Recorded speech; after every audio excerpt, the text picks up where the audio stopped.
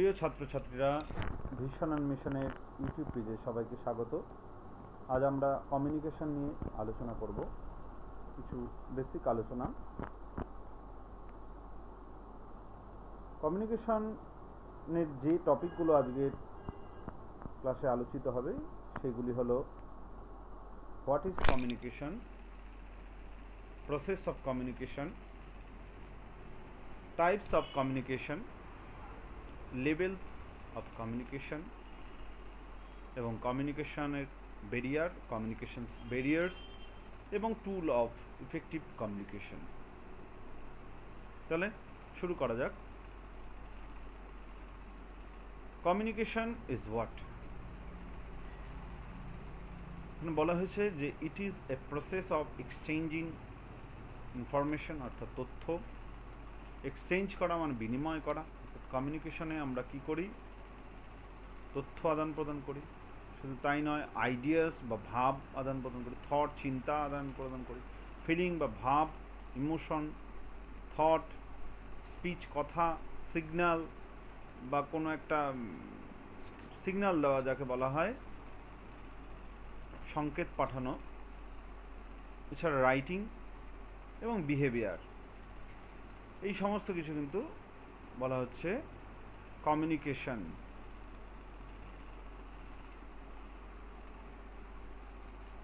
পরে আমরা দেখব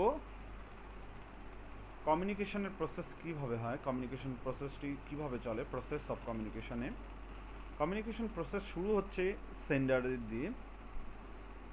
প্রথম সেন্ডার একটি মেসেজ পাঠান, অর্থাৎ বার্তা পাঠান একটি চ্যানেলের মাধ্যমে, এবং সেটি গিয়ে পৌঁছায় রিসিভারের কাছে বা প্রাপকের কাছে, অর্থাৎ সেন্ডার বা যিনি বার্তা পাঠাচ্ছেন তিনি, এবং রিসিভার অর্থাৎ গ্রাহক, একজন প্রেরক একজন গ্রাহক। প্রেরক এবং গ্রাহকের মাঝখানে তাহলে যেটি রয়েছে সেটি হচ্ছে প্রেরক বার্তা পাঠাচ্ছেন এবং একটি চ্যানেলের মাধ্যমে সেটি যাচ্ছে। এবার রিসিভার কি করেন? রিসিভার সেই মেসেজটি পাওয়ার পর তার ফিডব্যাক দেন। এই ফিডব্যাকটি আবার চ্যানেলের মাধ্যমে সেন্ডারের কাছে এসে পৌঁছায়। এটিকে একটি বৃত্তের মাধ্যমে এখানে দেখানো হয়েছে। এই বৃত্তের মধ্যে আমরা দেখতে পাচ্ছি মাঝখানে রয়েছে নয়েজ এবং ব্যারিয়ার, অর্থাৎ এই প্রসেস অফ কমিউনিকেশনের মধ্যে কখনো কখনো নয়েজ অর্থাৎ যে কোনো রকমের নয়েজ হতে পারে। নয়েজ শুধুমাত্র এক্সটার্নাল নয়, ইন্টারনালও হতে পারে। যেটাই বাধা দিচ্ছে সেগুলোই কিন্তু নয়েজের মধ্যে পড়বে, সেগুলোই কিন্তু ব্যারিয়ার। এও এক ধরনের ব্যারিয়ার। এখানে ব্যারিয়ার আলাদাভাবে আমরা চিহ্নিত করেছি। এই সমস্ত কিছু কিন্তু অনেক সময় কমিউনিকেশনের মধ্যে বাধা দিয়ে থাকে। কিন্তু টোটাল প্রসেসটা আমাদের মনে রাখতে হবে যে একজন প্রেরক বার্তা পাঠাচ্ছেন, সেটি একটি চ্যানেলের মাধ্যমে রিসিভার বা গ্রাহকের কাছে গিয়ে পৌঁছচ্ছে। গ্রাহক সেটি শোনার পর তার ফিডব্যাক দিচ্ছেন এবং সেই ফিডব্যাকও একটি চ্যানেলের মাধ্যমে সেন্ডার বা সেই প্রেরকের কাছে গিয়ে আবার পৌঁছে যাচ্ছে। এবারে তাহলে আমাদের মনে রাখতে হবে পুরো ব্যাপারটি, প্রসেস অফ কমিউনিকেশনটি হচ্ছে একটি কোডের মাধ্যমে। এটিকে আমরা পরবর্তীতে দেখব যে এটিকে কোডিং বলা হচ্ছে। এই যে কোডিংটি সেন্ডার যে পাঠাচ্ছেন কোডিংয়ের সাহায্যে, কিন্তু এই সেন্ডার যখন রিসিভারের কাছে পৌঁছে দিচ্ছেন সেটা এনকোডিংয়ের মাধ্যমে দিচ্ছেন, এবং রিসিভার যখন সেটিকে ডিকোড করছেন, ডিকোড করেই কিন্তু তিনি ফিডব্যাক দিচ্ছেন এবং সেটি চ্যানেলের মাধ্যমে সেন্ডারের কাছে গিয়ে পৌঁছচ্ছে। বেশ, পরের স্লাইডে আমরা দেখছি যে টাইপস অফ কমিউনিকেশন। এখানে বলা হয়েছে people communicate with each other in a number of ways that depend upon the message and its context in which it is being sent. Type of communication based on this communication channel used are verbal communication, non-verbal communication. আমরা সামগ্রিকভাবে আমরা একটা জিনিস বুঝতে পারলাম, এখানে type of কমিউনিকেশনের যে জায়গাটি মূলত দেখানো হয়েছে সেটি হলো মৌখিক এবং মৌখিক নয় এমন কমিউনিকেশন এর কথা এখানে বলা হয়েছে। কমিউনিকেশন অর্থে আমরা বাংলা যদি পরিভাষা করি সেটিকে আমরা যোগাযোগ শব্দটি ব্যবহার করতে পারি। অর্থাৎ মৌখিক যোগাযোগ এবং মৌখিক নয় এমন যোগাযোগ। পরের স্লাইডে আমরা দেখব, পরের স্লাইডে ভার্বাল কমিউনিকেশন নিয়ে আমরা আলোচনা করেছি। ভার্বাল কমিউনিকেশন বলতে কি বোঝায়? বলা হচ্ছে ভার্বাল কমিউনিকেশন হলো it refers to the form of communication in which message is transmitted verbally, অর্থাৎ যে বার্তা আমরা পৌঁছে দিই মৌখিকভাবে এবং শব্দের মাধ্যমে, verbally. Communication is done by word, mouth and piece of rating. অর্থাৎ একটা জিনিস আমরা বুঝতে পারছি যে এই যে কমিউনিকেশন, ভার্বাল কমিউনিকেশন এটি মৌখিক এবং লিখিত দুটি প্রকারেই, দুভাবেই হতে পারে। তারপরে বলা হচ্ছে in verbal communication remember the acronym kiss principal. Principal শব্দটি আমরা এখানে ব্যবহার করি, যাই হোক এটাকে ক্রিস প্রিন্সিপাল বলা হয়। কিস প্রিন্সিপালের ফুল ফর্ম আমরা এখানে দিয়েছি, keep it short and simple. অর্থাৎ এটা কমিউনিকেশনের বেসিক প্রিন্সিপাল, যে কমিউনিকেশন হবে সংক্ষিপ্ত এবং সহজ, অর্থাৎ তবেই কিন্তু সেটি রিসিভারের কাছে গিয়ে পৌঁছবে এবং রিসিভার সেটি ডিকোড করতে পারবেন। এই কারণে এটিকে কিস প্রিন্সিপালও বলা হয়ে থাকে।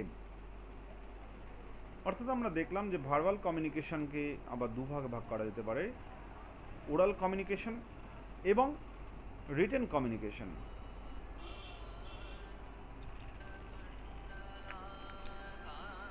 পরের স্লাইডে দেখব আমরা ওরাল কমিউনিকেশন। ওরাল কমিউনিকেশন বলতে কি বলা হচ্ছে, in oral communication spoken word are used, অর্থাৎ এখানে স্পোকেন ওয়ার্ড ইউজ হয়, সেই সঙ্গে it includes face to face conversation, face to face হয়, speech, telephonic conversation, video, radio, television, voice over internet. এই সব কিছু কিন্তু তাহলে ওরাল কমিউনিকেশনের মধ্যে আমরা ফেলতে পারি। অর্থাৎ যেখানে কিন্তু স্পোকেন আমরা ইউজ করছি,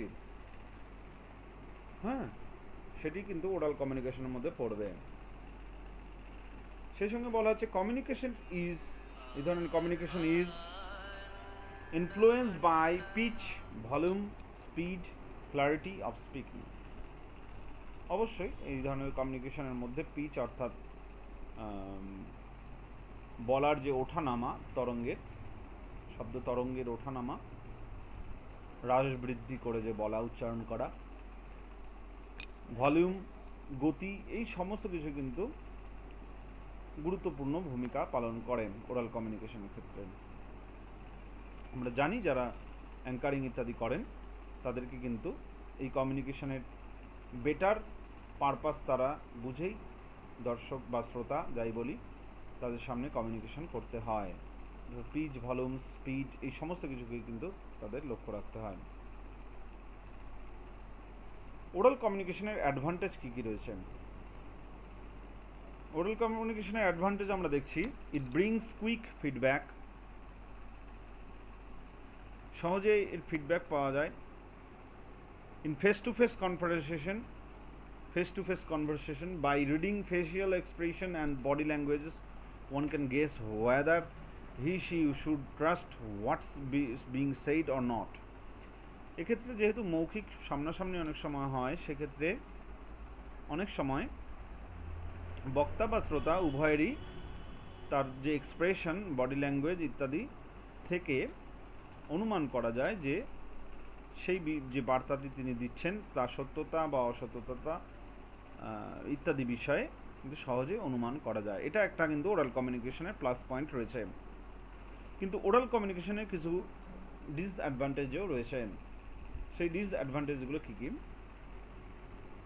in face to face discussion user is unable to deeply think about what he is delivering, so this can be এটা একটা এক ধরনের ফল্ট বলে, continue counted as a fault, অর্থাৎ ফেস টু ফেস ডিসকাশনের ক্ষেত্রে তিনি যা বলছেন বা যিনি শুনছেন এক্ষেত্রে শুধুমাত্র শোনাটাই হয়ে থাকে বা বলাটাই হয়ে থাকে, কিন্তু এর মধ্যে যে ডিপ থিঙ্কিং ইত্যাদি ব্যাপার এটা কিন্তু থাকে না, ঠিক আছে।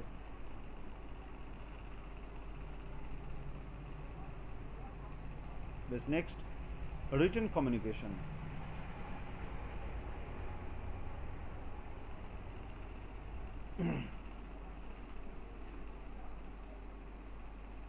দেখিনি আমরা রিটেন কমিউনিকেশনের মধ্যে কী কী পড়ছে। বলা হচ্ছে in written communication written signs or symbols are used to communicate.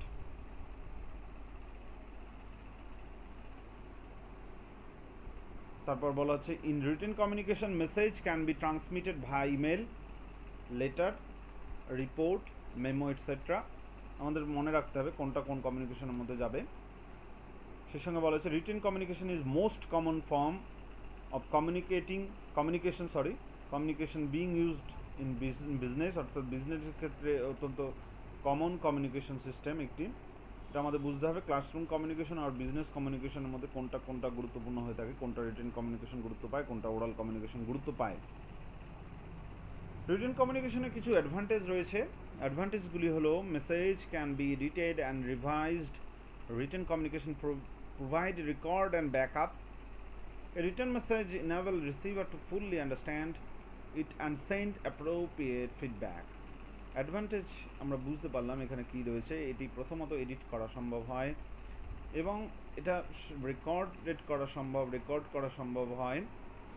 তাছাড়া এটির ক্ষেত্রে যেহেতু লিখিত আকারে থাকে সেটি নিয়ে পড়ে রিসিভার এটি দেখে আরও ভালোভাবে কিন্তু ফিডব্যাক দিতে পারেন, যেটা মৌখিকভাবে সঙ্গে সঙ্গে আমরা অনেক সময় শুনি, সঙ্গে সঙ্গে আমাদের বলা হয় যে যেমন এক পাশ দিয়ে শোনা এক পাশ দিয়ে বেরিয়ে যাওয়ার মতো, কিন্তু আমাদের ডিপ থিঙ্কিং অনেক সময় করা হয়ে ওঠে না, কিন্তু রিটেন কমিউনিকেশনে সেটা কিন্তু বেটারভাবে সম্ভব হয়ে থাকে। বাস, নেক্সট, ডিসঅ্যাডভান্টেজ।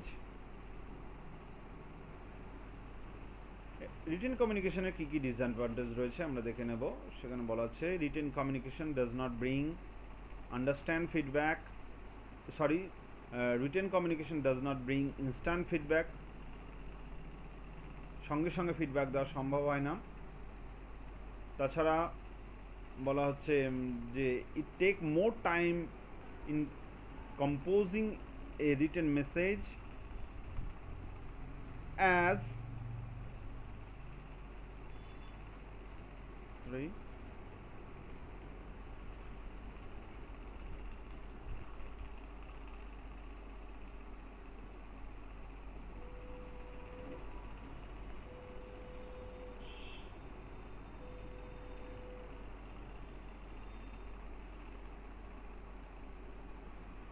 এখানে সম্পূর্ণ স্ক্রিনের মধ্যে আসেনি, এর জন্য আমরা দুঃখিত, পুরোটা স্ক্রিনে ধরা দিচ্ছে না, আমি পড়ে দিচ্ছি তবুও। এটি টেকনিক্যাল ফল্ট হয়েছে, যেটা আমি ডিসঅ্যাডভান্টেজটি পড়ে দিচ্ছি পুরোপুরি। Written communication does not bring instant feedback, it take more time in composing a written message as compared to word of in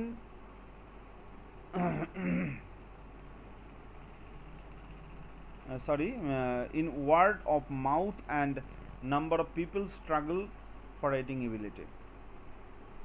অর্থাৎ এই অনেক সময় অনেকে যেহেতু এই সঙ্গে সঙ্গে যেমন ফিডব্যাক দেওয়া সম্ভব হয় না রিটেন মেসেজের ক্ষেত্রে, যেটা মৌখিক ওরাল কমিউনিকেশনের ক্ষেত্রে সঙ্গে সঙ্গে ফিডব্যাক দেওয়া সম্ভব হয়।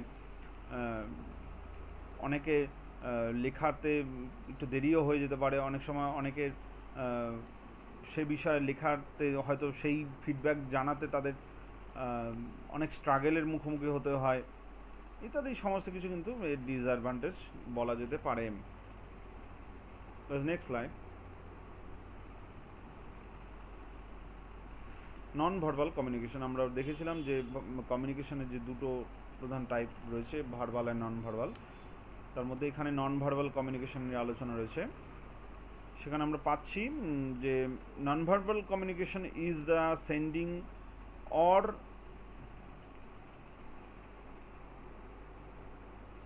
রিসিভিং অফ ওয়ার্ডলেস মেসেজেস, যেখানে ওয়ার্ড ইউজ হয় না, সাচ অ্যাজ গেস্টার, যেমন গেস্টার, body language, posture, tone of voice or facial expression, it call non verbal communication. এখানে ছবিতে দেখা যাচ্ছে যে বিভিন্ন রকমের এক্সপ্রেশন রয়েছে, এই এক্সপ্রেশনের মাধ্যমে কিন্তু কমিউনিকেট করা সম্ভব হয়। Non verbal communication is all about the body language of speaker. এখানে কিন্তু স্পিকারের সমস্তটাই বডি ল্যাঙ্গুয়েজের উপর নির্ভর করে।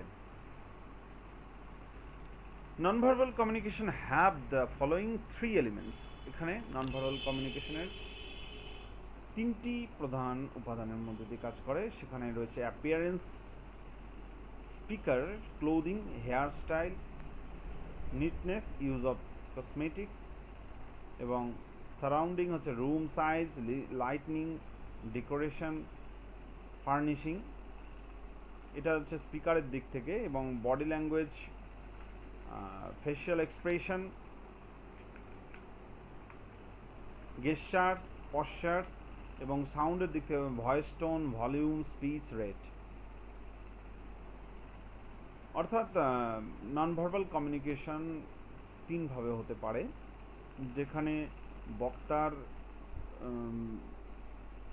নিজস্ব যে স্টাইল বা জীবন, ব্যক্তিত্ব, হ্যাঁ, তার পোশাক পরিচ্ছদ ইত্যাদি সমস্ত কিছু কিন্তু তার এক ধরনের বক্তব্য প্রকাশ করে। এছাড়া রয়েছে তার আকার ইঙ্গিতে যে কথোপকথন, সেটাও রয়েছে, তার ভঙ্গি ইত্যাদি রয়েছে। সেই সঙ্গে তার যে অনেক সময় voice tone, volume, speech rate, অর্থাৎ এক্ষেত্রে শুধুমাত্র ভোকাল ইউজ হয় না, অর্থাৎ ভার্বাল ইউজ হয় না, সেক্ষেত্রে সম্পূর্ণভাবে ইউজ হয় সেটা হলো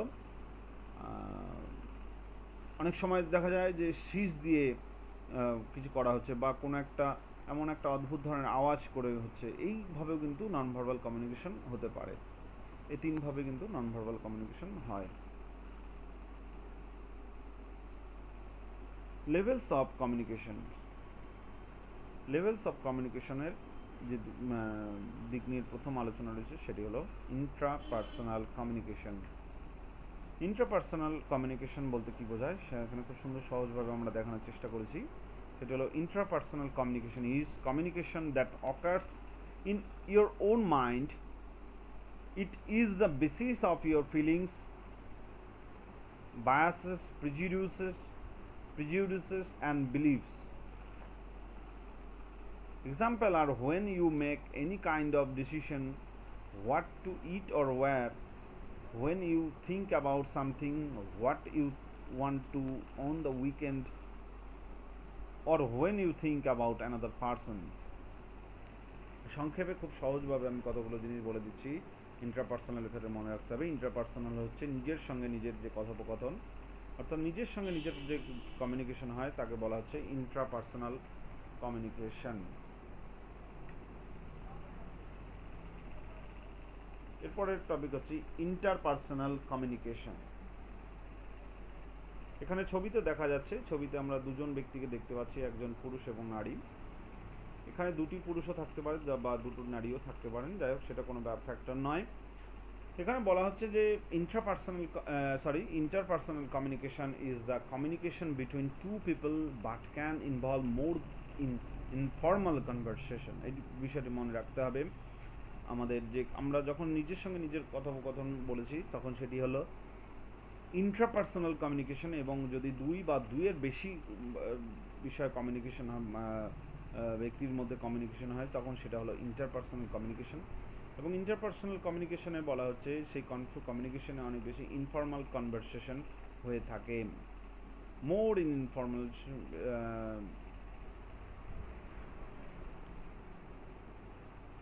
যেমন এখানে কিছু উদাহরণ দেওয়া রয়েছে, আর when you are talking to your friends, যেমন বন্ধুর সঙ্গে কথোপকথন। বা teacher and student discussing and assign বিষয় টিচারের সঙ্গে শিক্ষকের যে কথোপকথন, বা patient and doctor discussing treatment, অর্থাৎ পেশেন্টের সঙ্গে ডক্টরের যে ট্রিটমেন্ট সংক্রান্ত আলোচনা, বা manager and potential employee during an interview, এই সমস্ত কিছু কিন্তু ইন্টারপার্সোনাল কমিউনিকেশনের মধ্যে পড়বে। Next slide. Small group communication. Small group communication কাকে বলা হয়? আমরা এখানে ছবিতে দেখানোর চেষ্টা করেছি স্মল গ্রুপ কমিউনিকেশনের একটি দৃষ্টান্ত। এখানে বলা হচ্ছে it is communication within formal or informal group or terms.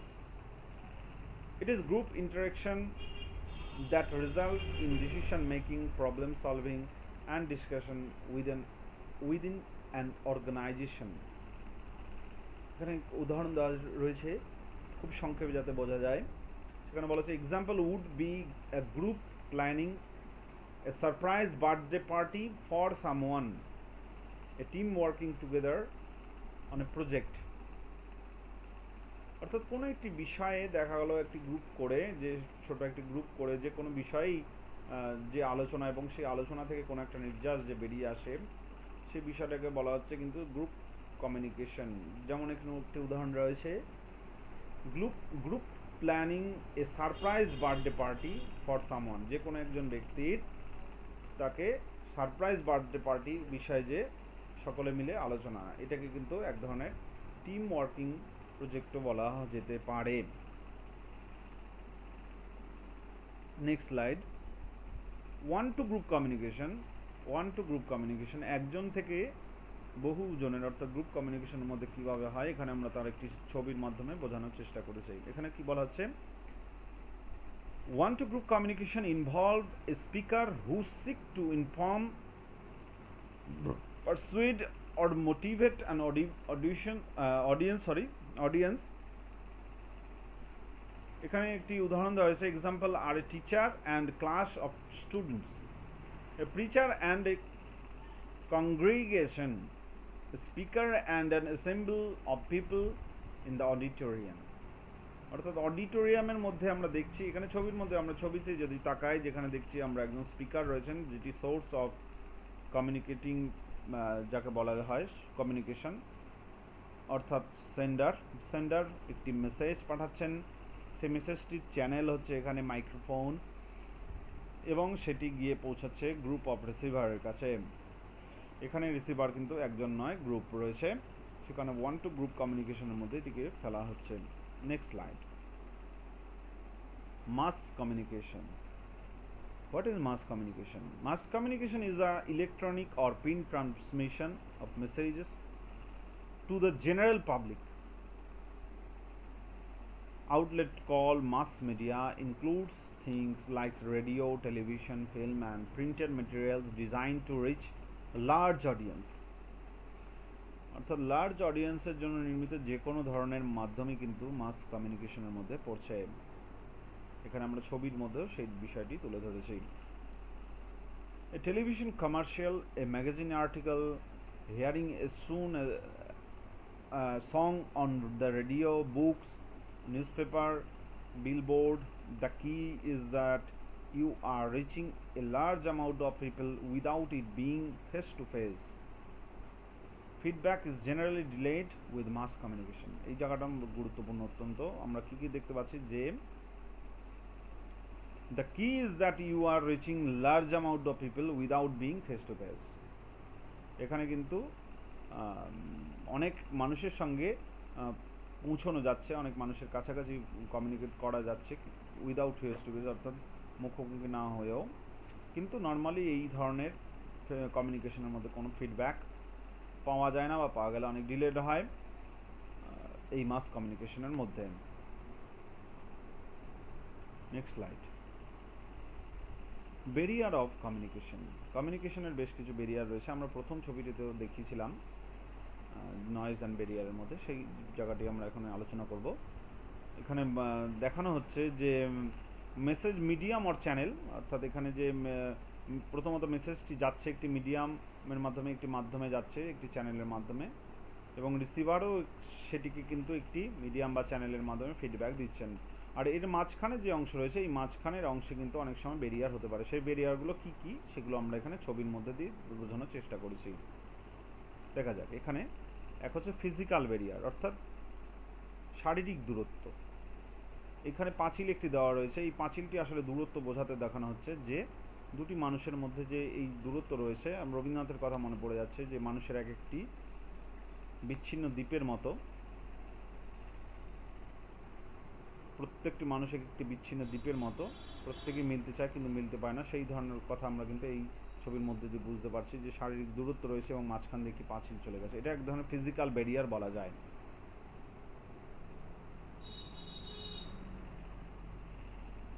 এরপর আমরা একটি ছবিতে দেখছি পারসেপচুয়াল ব্যারিয়ার। পারসেপচুয়াল ব্যারিয়ার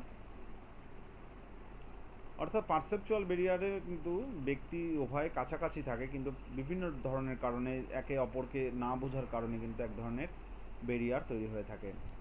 এরপর একটি ছবি দেখানো হচ্ছে ওরি, ফিয়ার, গিল্ট। এই সব ধরনের কারণে কিন্তু ভয়, গিল্ট, ঈর্ষা ইত্যাদি কারণে কিন্তু ব্যারিয়ার তৈরি হতে পারে কমিউনিকেশনের মধ্যে। অর্থাৎ যে ব্যক্তি নিজেকে আলাদা ভাবেন, আলাদা ভাবতে ভালোবাসেন, সে কিন্তু কমিউনিকেট করতে পারবেন না সহজে, বা যিনি কমিউনিকেট করছেন, সেন্ডার পাঠাচ্ছেন বার্তা, রিসিভার কিন্তু হিসাবে সেই ব্যক্তি কিন্তু ডিকোড করতে পারবেন না, বা ডিকোড করলেও ফিডব্যাক পাঠাতে পারবেন না বা পাঠাতে ডিলে করবেন। ইমোশনাল ব্যারিয়ার ছবির মধ্যে দিয়ে আমরা বোঝানোর চেষ্টা করছি।